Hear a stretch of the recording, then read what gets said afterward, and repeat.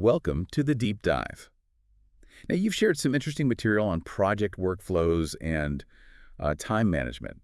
Looking at it, it's really clear that planning and scheduling isn't just, dragging tasks onto a calendar. No, not at all. It's a real skill, isn't it? A mix of clear thinking, maybe some foresight, being ready to adapt, and, really importantly, looking back to learn. Absolutely. That's something I've seen in my own work over the last, 6 years. It's really about turning that chaos into clarity. Exactly. And that's what we want to dig into today. We've kind of distilled this 5-phase process from, practical experience. It's a cycle that keeps improving. Right. Think of it as a way for listeners to maybe build their own engine for getting things done more effectively. Yeah, I like that, an engine. So we're going to walk through how to really figure out the problem first, then how to map out smart solutions, how to fit those plans into the messy reality of schedules and resources, what smooth execution actually looks like. When it works well, yeah. And why that reflection piece afterwards is like the secret sauce that makes it all better next time. Precisely. Okay, so let's jump in. Phase 1, identification. What's the real goal here? Is it just finding a problem? Well, it's the foundation, really. Phase 1, identification. It's all about getting a crystal clear definition of the problem you're tackling. Okay. It's tempting to jump straight to fixes, I know, but this stage is more about investigation. You might be gathering info from different teams, maybe doing a site walkthrough. Seeing it firsthand. Exactly, or even looking at historical data, to see if trends pop out, recurring issues. So based on what you're saying, it's not about brainstorming solutions yet. Not at all. Not at this stage, no. It's purely being a detective, putting the clues together to understand, okay, what exactly is the problem we need to solve here? You've got it.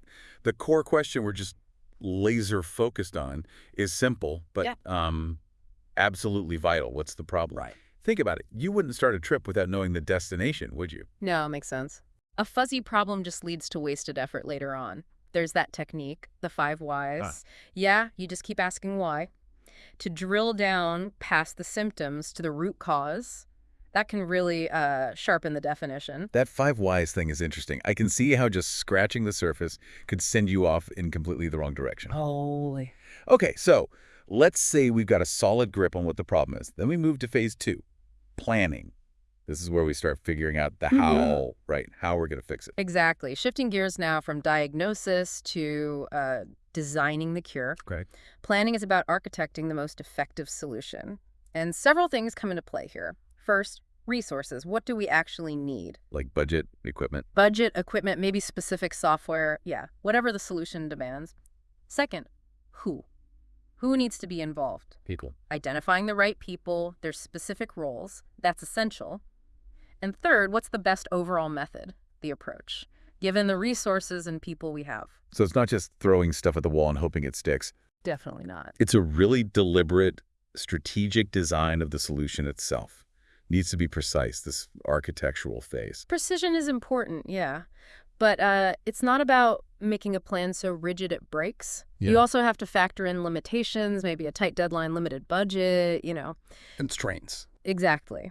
But just as important is spotting opportunities. Maybe there's a new technology or someone on the team has a unique skill, could make the solution even better. Okay. It's a balancing act, really, between the ideal and, well, what's actually achievable. Okay, define the problem, mapped out the solution. Now phase 3, scheduling. This feels like where the plan hits. Right. Reality, Time, availability. When do we actually do it? That's a great way to put it, yeah. Scheduling is where your nice plan meets the real-world constraints. Right. You've got to carefully consider the logistics. Are the resources you plan for actually available when you need them? Good point. What's the team's workload like right now? Are there other, maybe higher priority things going on? Priorities, dependencies. Yeah, dependencies. Absolutely crucial. Does step A have to be done before step B can even start? Like, you can't paint before the drywall's up, right? Obvious when you say it, but easy to miss. Very easy. And it's not just people and time slots, is it? You mentioned verifying prerequisites earlier. What falls under that? Oh, that's critical. Often overlooked. Before you lock anything into a schedule, you have to confirm the building blocks are there. Prerequisite. Do you have the right tools? Are the parts and materials actually here, or at least ordered with a confirmed delivery date? Permits. Access. Exactly. Permits approved. Do you have physical access to the site, or maybe access to the digital system you need? Building these It's just a guaranteed way to cause delays and, frankly, a lot of frustration later. So really digging in during those first 3 phases, ID, planning, scheduling, lining up logistics, that sets the stage for phase 4. Execution. If we've done our homework, what should that feel like? Ideally, execution should feel almost anticlimactic, in a good way. Huh. It should be the smooth, predictable result of all that hard thinking you did up front. If those foundations were solid, execution should just flow. Minimal surprises, efficient. It's the quiet payoff for the prep work. That sounds like the sweet spot we all want. Work that just flows. But, even the best plans hit bumps sometimes. Always. Which brings us to phase 5. Reflection. Why is this so non-negotiable? Why can't we just finish and move on? Because reflection is how we learn, how we get better. It's absolutely vital. Once the job's done, you need to step back, look critically at the whole thing. What went right? What went wrong? Exactly. What went smoothly? Where did things get bogged down? Did the plan actually match reality? And maybe the most important question, especially for recurring tasks, how can we tweak the process to avoid those pain points next time? Make it smoother, faster. So it's like building a knowledge base. Precisely. A great practice is a quick lessons learned log right after. Maybe categorize things, process wins, areas for improvement, unexpected challenges. It helps make sure you actually pull out usable insights. So it's not just patting yourself on the back or dwelling on mistakes.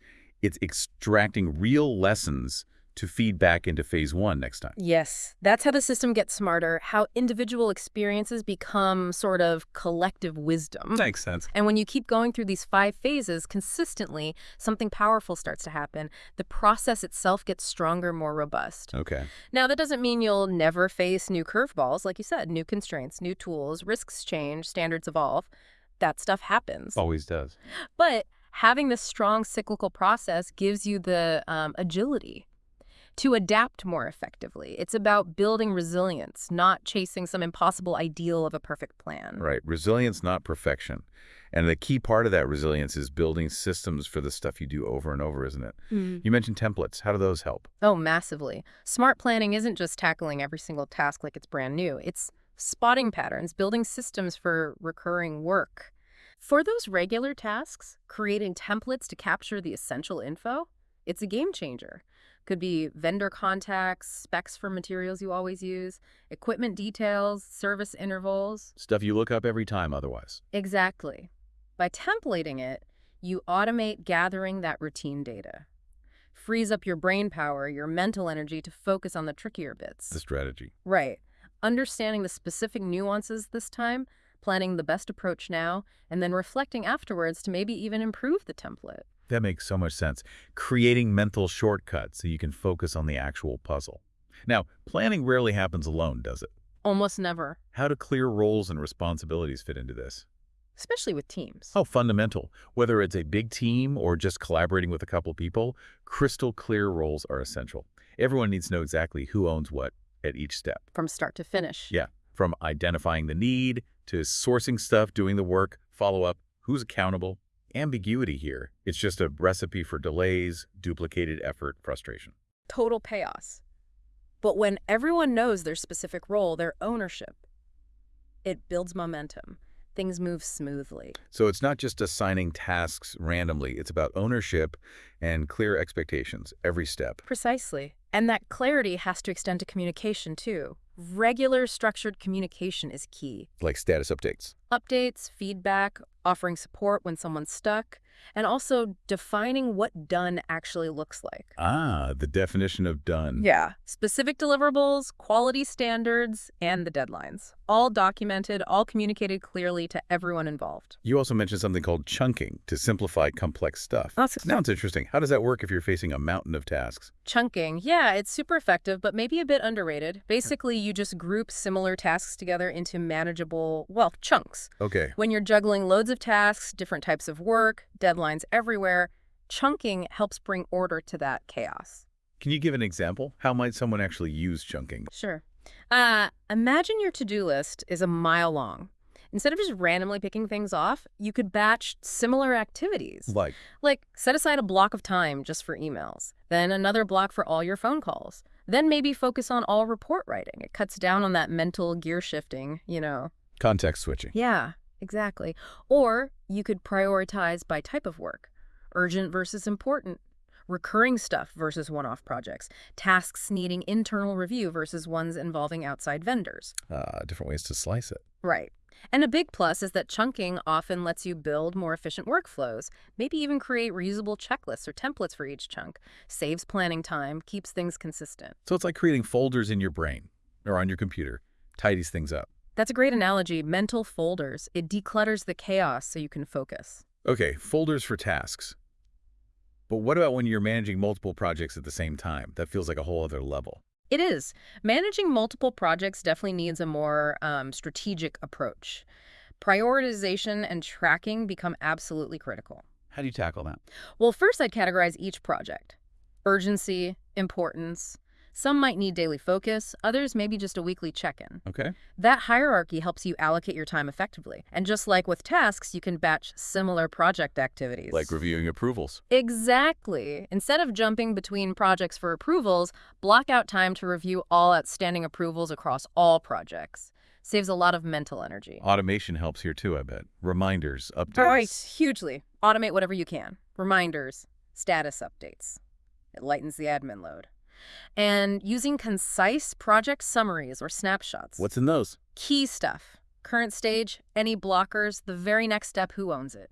Makes it way easier to switch between projects without losing the thread. Right. And maybe the most crucial thing for multiple projects, build in breathing room. Buffer time. Yeah. Stuff will go wrong. Having that buffer means you can adapt without derailing everything else. That breathing room feels key. It accepts reality, doesn't it? It really does. You also touched on information management, the quiet backbone you called it. Why is good data handling so vital here? Because information is the absolute lifeblood of good planning and, crucially, timely decisions, especially under pressure. Makes sense. Being able to quickly grab accurate, relevant info, it just empowers you to make informed choices, react quickly when things change. The specific tool, honestly, less important. Whether it's fancy software or just notes. Right. Notion, spreadsheets, whatever works for you. What matters is having a consistent, intuitive way to capture, organize, and find critical data. It's your command center. Got it. And obviously, if you're handling sensitive stuff, data security, compliance, that's non-negotiable. Of course. So good info empowers every stage. Now, what about those really big projects, the ones stretching over weeks, months? How do you keep the momentum going, keep everyone aligned? Yeah, for those longer hauls, clear goals broken down into smaller, manageable milestones. Absolutely essential. Checkpoints. Exactly. Checkpoints to track progress, make adjustments. They often revolve around key prerequisites, things that have to happen first. Like permits again, or approvals, resource delivery. All of that. Permits, inspections, resources arriving on time, approvals, dealing with dependencies on other teams or projects. Okay, so how do you maintain that momentum over time? Regular progress meetings are great, weekly, bi-weekly, whatever fits. For updates, tackling roadblocks proactively, reviewing the timeline. Share dashboards? Yep, shared dashboards, progress trackers, keep everyone in the loop, current status, key deliverables, % complete, visible progress helps. Breaking down big goals. Into smaller tasks with deadlines. Makes it feel less daunting, gives that sense of accomplishment along the way. And finally, maintaining a rolling horizon. Rolling horizon. Yeah, so you have your long-term vision, but your detailed plan only covers, say, the next few weeks. The further out view is less granular. Then you regularly update that longer view as you get closer. So balancing the big picture strategy with the immediate tactics. Oh. And constant check-ins. You got it. Keep checking the map as you go. This has been really comprehensive, from the initial problem right through to managing these big long-term things. You also mentioned, though, that depending on your job or industry, other factors might come into play. Absolutely. What kind of additional layers are we talking about? Oh, quite a few, potentially. Cost and budget tracking, obviously, if there's money involved. Financials? Right. Risk and safety assessments are huge in many fields. You have to plan for safety, mitigate hazards. Makes sense. How you categorize work can matter, too. Is it an inspection, testing, a repair, a full replacement? That affects scheduling, resources. Priority levels. Severity scores. Very common, yeah. Essential for juggling competing demands. And sometimes how the project status links back to bigger systems, like asset records or system updates.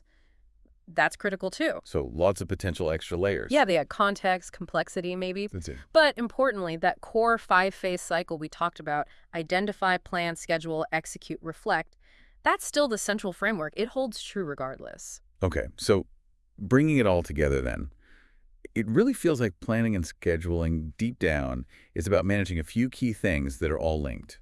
Information, time, people, and priorities. That's the heart of it, yeah. And when you get those aligned, working together, even really complex stuff becomes much more manageable. That's the goal. Planning isn't just fighting fires or reacting. It's about proactively building these adaptive, repeatable systems that bring clarity and confidence to how work flows. It's strategic. It is. It's the art of strategic oversight, purposeful action, and ultimately, the better we plan, the smoother things run, and the more energy we actually free up. Energy for improvement, innovation, leadership. This has been so useful, really a valuable deep dive.